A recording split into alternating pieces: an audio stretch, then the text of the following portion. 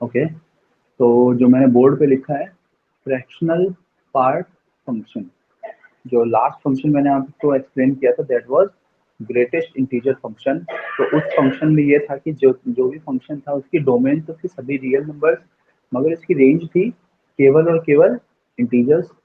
वैसे ही यहाँ पे देखिए ध्यान से नाम क्या आ रहा है, फ्रैक्शनल पार्ट। मतलब फंक्शन कैसा भी हो, उसका जो रिजल्ट आएगा, उसका जो आंसर आएगा वो एक फ्रैक्शन ही आना चाहिए। फ्रैक्शन का मतलब कहने का कि इंटीजर्स नहीं आने चाहिए। ठीक है, तो इसको कैसे लिखते हैं, देखिए इसको लिखने का तरीका बहुत सिंपल है। y या फिर एफ एक्स जो डिफाइन किया जाता है फंक्शन, वो इस तरह से डिफाइन किया जाएगा, y और F x is given by x minus integer part of x। ठीक है, x है कंप्लीट वैल्यू, उस कंप्लीट वैल्यू में अगर हम इंटीजर को ही माइनस कर दें तो हमें क्या वैल्यू मिल जाएगी, हमें मिल जाएगा फ्रैक्शन। ठीक है, हमें फ्रैक्शन की वैल्यू मिल जाएगी। एग्जाम्पल के लिए देखो, यहाँ पे मैं केवल एग्जाम्पल लिख रहा हूँ अभी। मान लीजिए लेट किया मैंने x is equals to 1.5। Okay, तो अब हम यहाँ पे y की वैल्यू क्या मिलेगी देन, y बराबर 1.5 माइनस 1.5। तो ये कितना आ जाएगा, 1.5 माइनस 1, क्योंकि यहाँ तो इंटीजर आंसर आना है। तो 1.5 में 1 रिड्यूस हो गया, तो जैसे ही 1 रिड्यूस करेंगे वी विल गेट 0.5। ठीक, एक एग्जांपल लिया मैंने जब हमने x की वैल्यू को पॉजिटिव वैल्यू कंसीडर की है। Now I am taking another example in which x is negative, -2.3। इस तरह का नंबर कंसीडर कर लिया। सो अब कितना आएगा, -2.3 माइनस इंटीजर पार्ट ऑफ -2.3। अब इस तरह से आएगा। ठीक, सो -2.3 और नेगेटिव नंबर में इंटीजर पार्ट की वैल्यू का आंसर रिजल्ट कितना आएगा ये बताओ मुझे। इस वैल्यू की वैल्यू, इस पार्ट की वैल्यू क्या आएगी वो बताइए, कितनी हो जाएगी, -2.3 इन इंटीजर वैल्यू। क्या आएगा इंटीजर इसका, बताओ जल्दी से, इस वैल्यू का रिजल्ट। किसी को नहीं पता, कोई नहीं आंसर कर रहा। कितनी हो जाएगी बेटा इसकी वैल्यू बताइए, कोई भी बताओ। -2.3 इन इंटीजर वैल्यू, इसकी इंटीजर वैल्यू। ठीक है, तो -3 हो जाएगी ना ये वैल्यू। तो अब यहाँ पे हम -3 रखेंगे और एक माइनस पहले से है, तो माइनस और ये -3 जो आएगा कितना बन जाएगा, +3। अब 3 में 2.3 माइनस कर दो आप, कितना बच गया, 0.7। ठीक है, ये वैल्यू आ गई 0.7। ठीक, तो देखो पहले भी जब पॉजिटिव थी एक्स की वैल्यू तो भी आंसर फ्रैक्शन में आ रहा है, जब एक्स को हमने एग्जांपल लिया नेगेटिव वैल्यू का अगेन आंसर इज पॉजिटिव, मतलब फ्रैक्शन में। ठीक, तीसरा example, when x is an integer, integer consider कर लिया 5। अब 5 की वैल्यू आएगी 5 माइनस इंटीजर वैल्यू ऑफ 5। तो 5 की इंटीजर वैल्यू तो खुद 5 ही रहना है, तो 5 माइनस 5 दैट इज 0। ठीक है, यानी इस इंटीजर का जो आंसर है ना, सॉरी इस फंक्शन का जो आंसर है वो 0, इसकी सबसे स्मॉलेस्ट वैल्यू 0 हो सकती है और सबसे मैक्सिमम वैल्यू जो है ना वो 0.999999 इस तरह की ही होगी, बट 1 कभी नहीं होगी। क्योंकि आप देखो कभी भी इन दोनों के बीच का जो गैप होगा ना, जो डिफरेंस होगा वो 1 नहीं आ सकता, कभी भी पॉसिबल नहीं है। कोई भी एग्जांपल आप रखेंगे इट विल बी आइदर 0 और less than 1 but can not be equals to 1। बराबर 0 तो है बट 1 के बराबर कभी भी नहीं आएगा वो। ठीक, तो अगर हम अब इसकी डोमेन की बात करें, इस फंक्शन के डोमेन अगर मैं लिखूं यहाँ पे, तो डोमेन है R, that is all real number means set of real numbers, ये तो है डोमेन। इसके बाद अगर मैं रेंज की बात करूं तो रेंज क्या होगी, ध्यान से देखिए। मैंने क्या बताया, सबसे स्मॉल वैल्यू तो जीरो आएगी, मीन्स जीरो, जीरो से बिगनिंग मगर वन पे एंडिंग। और क्योंकि फ्रैक्शन वैल्यू है ना, तो फ्रैक्शन आपको पता है वन से बड़ा होता ही नहीं है। नाम में भी देख लो फ्रैक्शन आ रहा है ना वहाँ पे, फ्रैक्शनल पार्ट फंक्शन, और fraction we know it is can not be greater than one, equals to one होती है मैक्सिमम वैल्यू। बट इस केस में वन के बराबर भी नहीं आएगी, तो इसलिए वन लिखा है मगर उसे ओपन ब्रैकेट से इंक्लूड किया है, मतलब ओपन ब्रैकेट वहाँ पे शो किया है। इसका मतलब ये वैल्यू इंक्लूडेड नहीं है, इस वैल्यू तक इसकी अप्रोच है। ठीक, तो जीरो से वन हो गया ये। ठीक है, ये तो हो गया हमारा फंक्शन। अब हमें इसका ग्राफ ड्रॉ करके और देखना है, ठीक है ना। Now we need to draw its graph. अब हम इसका ग्राफ और ड्रॉ करने वाले हैं, तो ग्राफ जब ड्रॉ करेंगे तो मैं इधर ग्राफ ड्रॉ कर देता हूँ, ठीक है, इस साइड में। तो ग्राफ किस तरह का बनेगा अब वो और समझिए आप। ठीक है, तो ग्राफ ड्रॉ करने के लिए जैसे इंटीजर पार्ट की ग्राफ ड्रॉ किया था ना, सिमिलरली हम इसका भी ग्राफ ड्रॉ करेंगे। जब हमारी एक्स की जो रेंज है, व्हेन एक्स इज 0 to 1, ठीक है, जीरो से जब वन के बीच में होगा, नेगेटिव नंबर्स भी हम कंसीडर करेंगे अभी, ठीक है। तो y कहाँ से कहाँ लाई करेगा, अब देखो। अब मुझे ये चीज ध्यान रखिएगा कि एक इंटीजर वैल्यू को हमेशा इंक्लूड करवाएंगे, कौन सी वैल्यू को वो अभी हम समझते हैं।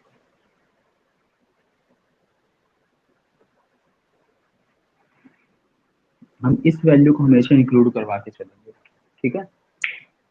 जीरो को तो हमने इंक्लूड करवाया है, लेकिन हमने वन को इंक्लूड नहीं करवाया, ठीक। मतलब जीरो से वन के बीच है। अब जीरो से वन के बीच में आप हमेशा इंटीजर की वैल्यू तो हमेशा जीरो ही रहने वाली है, इस पार्ट की वैल्यू ये जीरो रहेगा।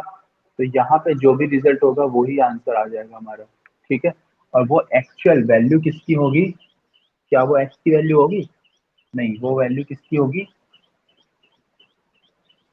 अब यहाँ पे आप देखो, जीरो से वन के बीच में मैंने लिखा है ना, तो एग्जाम्पल के लिए अगर मैं बात करूँ ना, जीरो से वन के लिए जीरो वैल्यू इंक्लूडेड है, वन इंक्लूडेड नहीं है, मतलब जीरो से 0.9 तक हमने अप्रोच की ना। तो अगर हम y की वैल्यू देखें तो y की वैल्यू इस रेंज में लाई करेगी, ठीक है, इस रेंज में लाई करेगी वो। ठीक, मतलब इसकी y की वैल्यू जो वो जीरो से वन के बीच में होगी, ठीक। अब अगर मैं वन से स्टार्ट करूं लेकिन टू तक ना जाऊं, ठीक है, वन से वन और वन के बराबर है वो, लेकिन टू नहीं है। एग्जैक्ट वन जब होगा, जब एग्जैक्ट वन होगा तो वन माइनस वन जीरो बन जाएगा वो, मतलब जीरो। तो y यहाँ पे भी हमें लिखना पड़ेगा, y 0 to 1, 0 to 1, ठीक है। हमेशा इतना ही आएगा भाई, ध्यान रखना। और वन भी जो है वो वन इंक्लूडेड नहीं है, नॉट इंक्लूडेड, नॉट इंक्लूडेड, ठीक। टू से फिर थ्री तक हम चले गए, टू इस बार भी इंक्लूडेड है मगर थ्री इंक्लूडेड नहीं है। जिस टाइम पे टू होगा एग्जैक्टली टू, तो जीरो बन जाएगा वाई,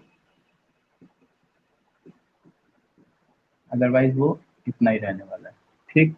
नेगेटिव नंबर के लिए देख लेते हैं, माइनस वन से जीरो तक जाना है ना तो हमको, तो माइनस वन से जीरो तक, माइनस वन इंक्लूडेड है, ठीक है। अब माइनस वन से जीरो के लिए जरा चेक करके देख लेते हैं। जब माइनस वन होगा तब तो वो जीरो ही रहेगा, अदरवाइज वो हमेशा वन ही रहेगा। तो चेक कर चुके हैं, जीरो से वन के बीच ही आंसर आना है, इतना तो श्योर है, ठीक। इसलिए हमेशा 0 to 1, 0 to 1 लिख रहा हूँ। वन के लिए नॉट इंक्लूडेड, देखो वन हमेशा नॉट इंक्लूडेड रहेगा। माइनस टू से minus one, again 0 to 1, where one is not included, ठीक। तो ये हमने कुछ पॉइंट्स कंसीडर किए हैं। अब अकॉर्डिंग टू दीज पॉइंट्स हम यहाँ पे ग्राफ इसका ड्रॉ कर लेते हैं। तो ग्राफ ड्रॉ करने का तरीका आपको पता है, केवल प्लॉट करने हैं हमें पॉइंट्स को, और कुछ नहीं करना।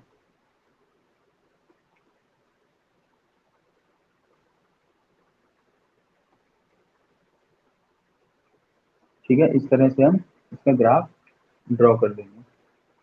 करेक्ट। अब यहाँ है एक्स की वैल्यू 0। ठीक है, हमने पॉइंट्स कितनी कंसिडर किए, 0 1 2 3। 0, यहाँ 1, ये 2, ये 3, ये 4, ये -1, ये -2, ये -3, ये -4। और y की वैल्यू तो 1 से ज्यादा जानी ही नहीं है, रेंज ही 1 तक जा रही, तो इसलिए y के लिए मैंने केवल एक 1 ही पॉइंट को कंसीडर किया और कुछ कंसीडर ही नहीं किया। राइट, इस तरह से हमने अभी केवल मार्क किए हैं कोऑर्डिनेट एक्सिस पे पॉइंट्स को। अब मैं क्या करने वाला हूँ, अब हम इन पॉइंट्स को रिप्रेजेंट करेंगे। तो -2 से -1 वैल्यू अभी भी 1। एक चीज और देखिए, 0 पॉइंट इंक्लूड है बट 1 इंक्लूडेड नहीं है। 0 को इंक्लूड किया, ठीक है, 0 को इंक्लूड किया मगर 1 को इंक्लूड नहीं किया। इस तरह से बनेगा। ठीक, अब ग्राफ की वैल्यू 0 से 1 तक जा रही है। 0 से 1 तक अगर हम यहाँ पे ना अलग अलग एग्जाम्पल से अगर मैं आपको एक्सप्लेन करूँ, मान लीजिए एक्स की वैल्यू मैंने 0.1 ली तो आंसर 0.1 ही आ जाएगा। ठीक है, एक्स की वैल्यू 0.2 लूँ तो आंसर 0.2 आ जाएगा, 0.3 आ जाएगा, 0.5 आ जाएगा, 0.99 आ जाएगा, इस तरह से। यानी ये कुछ इस तरह से इंक्रीज हो जाएगा ग्राफ, ऐसे। ठीक है, तो इस तरह का ग्राफ हमें मिलेगा। ठीक, अब अगली स्टेप हम वन वन इंक्लूड है बट टू इंक्लूडेड नहीं है, फिर से वन इंक्लूड हुआ लेकिन टू इंक्लूडेड नहीं है, का ग्राफ इस तरह का बन जाएगा। सारे के सारे पॉइंट्स ऐसे ही बनेंगे,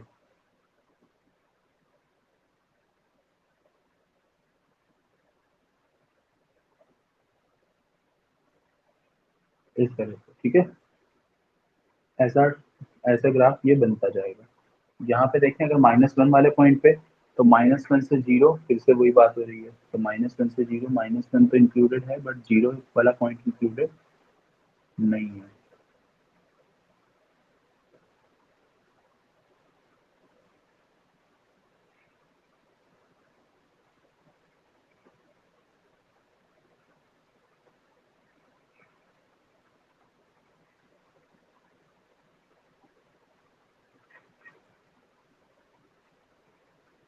ये बन गया इस तरह का ग्राफ।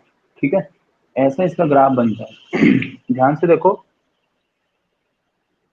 केवल यहाँ पे मैं ऐसे डॉटेड लाइन बना रहा हूँ।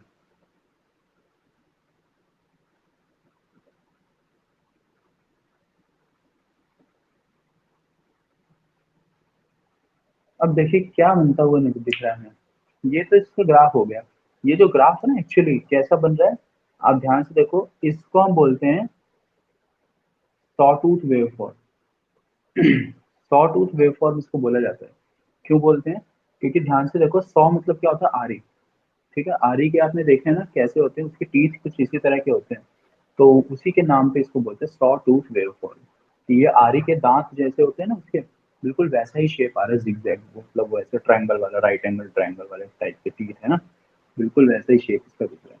तो ये इस तरह का ग्राफ बनता है इंटीजर इसका फ्रैक्शनल पार्ट फंक्शन का। ठीक है, ये है फ्रैक्शनल पार्ट फंक्शन। क्लियर हो गया। ठीक, किस तरह से वेवफॉर्म बनाई हमने, किस तरह से डायग्राम बनाया है।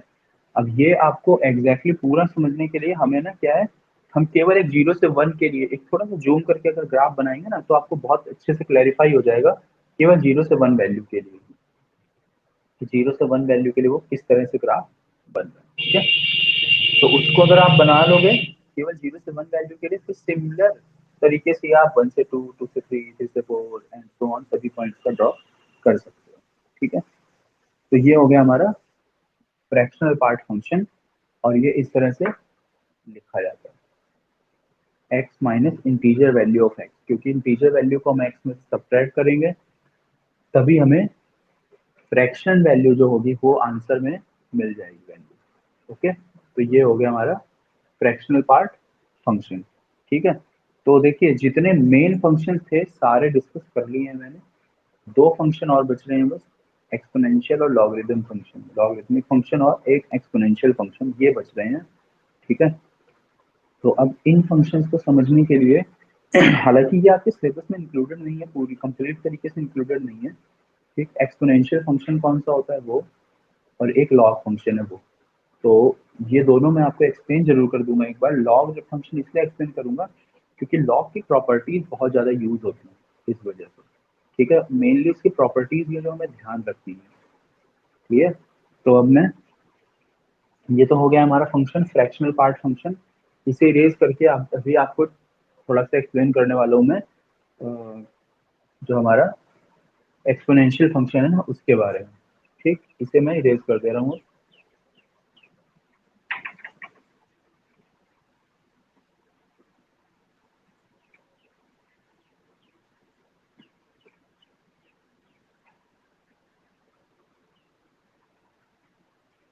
तो एक्सपोनेंशियल फंक्शन कैसा होता है?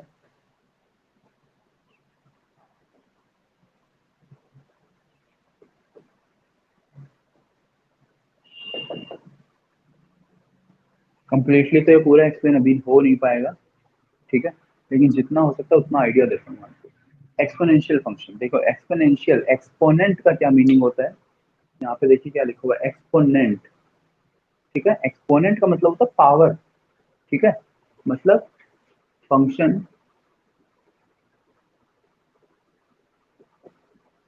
ऑफ टाइप y बराबर a to the power x। ठीक है, a की पावर x टाइप का जो फंक्शन होता है उसको हम बोलते हैं कौन सा फंक्शन? Exponential function. ठीक है, ये होता है एक्सपोनेंशियल फंक्शन। क्लियर? जो इस तरह से लिखा हो। अब ये y क्या है, x क्या है? देखिए अभी तक जितने फंक्शन आपने पढ़े थे, आपने पढ़े ऐसे जिसमें बेस हमेशा x होता था, पावर एक कांस्टेंट नंबर होता था। जितने भी फंक्शन आपने पढ़े ना, पॉलिनोमियल फंक्शन पढ़ा तो power was constant, base was x, correct. Power function पढ़ा, अगेन सेम इसी टाइप का था वो भी। ठीक है, और उसके बाद में स्क्वायर रूट पढ़ा, स्क्वायर पढ़ा, सब इसी तरह के थे जिसमें बेस में वैल्यू थी x, मतलब वेरिएबल जो था वो बेस था। लेकिन इस फंक्शन को ध्यान से देखो, वेरिएबल क्या है? वेरिएबल है पावर में, और बेस क्या है? वो है कांस्टेंट नंबर। ठीक है, अब इस कांस्टेंट को अगर हम ध्यान से समझें तो अब आप मुझे ये बताओ कि इस पॉसिबिलिटी में a की वैल्यू क्या नहीं हो सकती? क्योंकि ये देखो एक्सपोनेंशियल फंक्शन है। अगर मान लीजिए a की वैल्यू को हमने जीरो कर दिया, अगर मान लो हमने a की वैल्यू को जीरो कर दिया, तो क्या x की एग्जिस्टेंस बचेगी वहां पे? बिल्कुल नहीं बचेगी। तो इसलिए यहाँ पे क्या ध्यान रखना है, यहाँ लिख दे रहा हूँ, a not equals to zero. a की वैल्यू कभी भी जीरो नहीं हो सकती, याद रखेंगे इस बात को आप। पहली चीज। दूसरी बात क्या ध्यान रखनी है, a जो है ना, a जो नंबर है वो कभी भी नेगेटिव नहीं हो सकता है, ये भी याद रखना है। मतलब a ग्रेटर देन जीरो भी होना चाहिए, इक्वल्स टू जीरो नहीं है, ध्यान रखिए। और a कैसा है, जीरो से बड़ा भी है, ये भी ध्यान रखना होगा। अब ये a जीरो से बड़ा क्यों है, ध्यान रखें क्यों होना चाहिए ऐसा। इसका मैं रीजन बताता हूँ आपको। सपोज x की वैल्यू हो 1/2, वो तो पॉसिबल है, correct. Let's consider x is half 1/2। Half का मतलब होता है अंडर रूट बन जाना, यानी वो अंडर रूट a बन जाएगा उस मोमेंट पे, ठीक है ना, जब x की वैल्यू हाफ होगी तो। ठीक, तो यहाँ पे मैं एग्जांपल लिख भी दे रहा हूँ, चलो इधर ही लिख देते हैं। when x is 1/2 then y हो गया अंडर रूट a। ठीक है, अब अगर now if a is equals to -1 then y becomes under root -1, जो कि एक कॉम्प्लेक्स नंबर बन गया। ठीक है, मतलब अंडर रूट में नेगेटिव नंबर की पॉसिबिलिटी नहीं, अंडर रूट में नेगेटिव नंबर का अराइज नहीं होना चाहिए, जो कि यहाँ हो चुका है। तो इसी रीजन की वजह से, क्योंकि फिर वो रियल नंबर नहीं रहेगा, it will become complex numbers. इसी रीजन की वजह से ए जो है वो नेगेटिव नहीं हो सकता है। A must be greater than zero. ना तो जीरो हो सकता, जीरो क्यों नहीं हो सकता वो मैंने आपको बताया कि फिर जीरो, बेस ही जीरो हो गया तो पावर कुछ भी हो, पावर का कोई रोल बचा नहीं। और जबकि पावर वेरिएबल है तो पावर डिपेंडेंट हो गया ना, सॉरी इंडिपेंडेंट तो पावर है ना, बेस नहीं है इंडिपेंडेंट। बेस तो एक फिक्स वैल्यू है, लेकिन पावर में क्या है, एक इंडिपेंडेंट वैल्यू है जो टाइम टू टाइम चेंज हो रही है, टाइम टू टाइम चेंज हो रही है। ठीक है, तो इस वजह से तो ये रीजन था नॉट जीरो होने का, और ये वाला रीजन है कॉम्प्लेक्स नंबर की फॉर्मेशन हो सकती है, that is the reason why a is greater than zero. ठीक है, दो पॉइंट्स ध्यान रखिएगा। ठीक, अब अगर बात करें हम एक्स की, और इसमें भी हम एक केस और अराइज रखते हैं कि ए की वैल्यू ना, एक तो केस होता है ए की वैल्यू जो 0 से 1 के बीच हो सकती है। 0 से 1 के लिए कैसा ग्राफ बनेगा, ए की वैल्यू जो है वो 0 से 1 के बीच अगर हो तो कैसा ग्राफ बनता है, और ए की वैल्यू जो है वो 1 से बड़ी हो तो कैसा ग्राफ बनता है, वो बाद में सीखना है आपको, क्योंकि हमें इसमें भी काफी सारे एग्जाम्पल लेने पड़ेंगे, फिर हम इसको ड्रॉ कर पाएंगे। ठीक, अब हम आ जाते हैं, तो ये तो याद रखिएगा बेस की बात हो गई है, बहुत इंपॉर्टेंट है, इसको ध्यान रखना, क्योंकि आपको एक्सपोनेंशियल फंक्शन जब तक समझ में नहीं आएगा ना तब तक लॉग फंक्शन समझ नहीं पाओगे आप, याद रखिएगा इस बात को।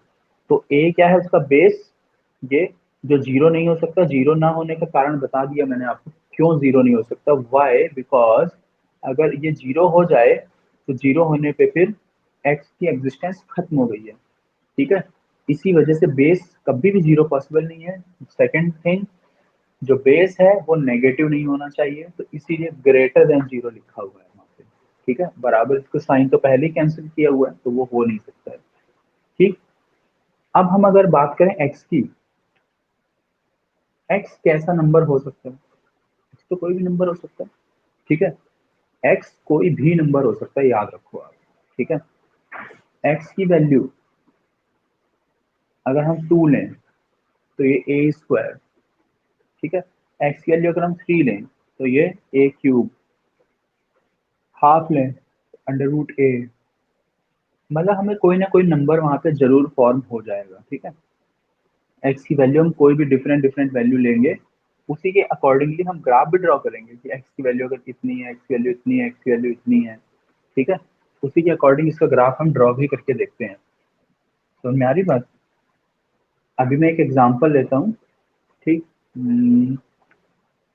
चलो ग्राफ ड्रॉ करने वाले क्वेश्चन तो हम नेक्स्ट जो क्लास होगी उसी में सीखेंगे, क्योंकि अभी फिर आपकी क्लास ओवर हो जाएगी पूरा, क्योंकि टाइम ज़्यादा हो जाएगा और इतने में आपकी दूसरी क्लास स्टार्ट हो जाएगी, तो वो मैं अभी कम्प्लीटली एक्सप्लेन नहीं कर रहा। बस हाँ, अभी मैंने आपको इतना बताया है कि जो भी फंक्शन इस तरह से लिखा हुआ होगा, बेस और उसकी पावर में हो वेरिएबल, ठीक है, बेस हो फिक्स और उसकी पावर में हो एक वेरिएबल, उस टाइप के फंक्शन को हम बोलते हैं एक्सपोनेंशियल फंक्शन। एक्सपोनेंट का मीनिंग यही होता है कि पावर, और पावर कैसी होनी चाहिए, variable, power must be variable, मतलब चेंज हो सके। तो ये हो गया वो, और बेस जो है वो जीरो नहीं हो सकता, और बेस की वैल्यू जीरो से ज्यादा ही होगी हमेशा। रीजंस यहाँ पे लिखे हुए हैं।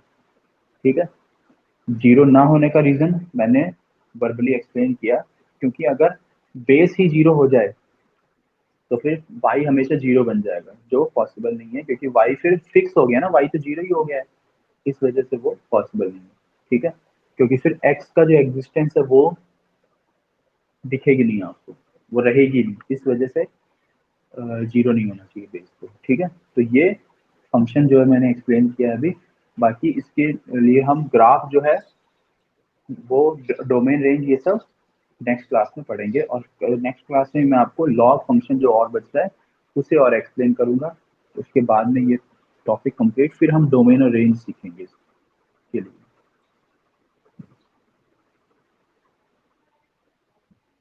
ओके, तो अभी ये बताइए, जो मैंने पहले वाला फंक्शन एक्सप्लेन किया था, एक्स कौन सा था, फ्रैक्शनल पार्ट फंक्शन, वो सभी को समझ में आया। ओके, और जो ये वाला एक्सप्लेन किया है अभी एक्सपोनेंशियल फंक्शन, केवल अभी मैंने दो पॉइंट्स इसके बताए हैं। एक तो ये ध्यान रखिएगा, एक इस तरह का फंक्शन जो लिखा हो ए टू द पावर एक्स, ए कोई भी नंबर है, कोई भी नंबर, 1 हो सकता है, 2 हो सकता है, 3 हो सकता है, 5 हो सकता है, 10 हो सकता है, कुछ भी हो सकता है वो। ठीक है, तो वो कोई भी नंबर हो सकता है। ठीक, तो ये ध्यान रखना है हमको।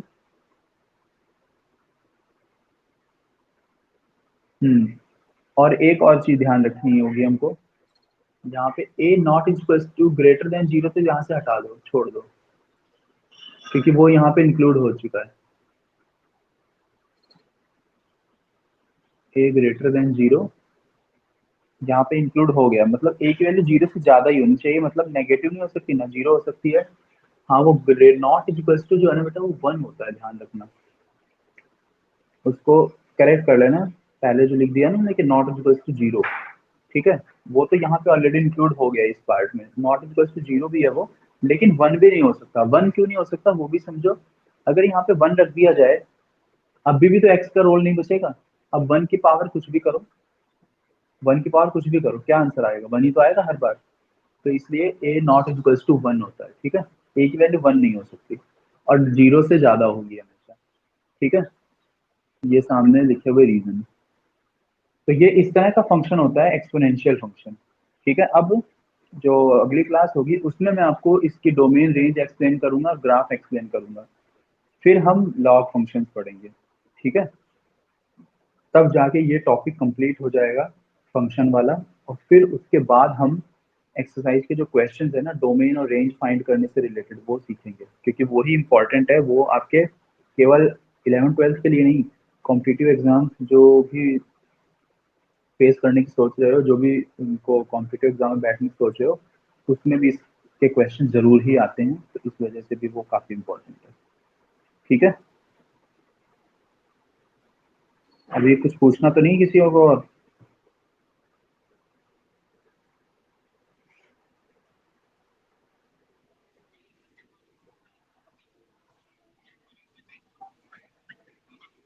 हाँ लेकिन वो तो केवल एक केस हुआ ना बेटा, सभी केस में तो ऐसा नहीं होगा ना।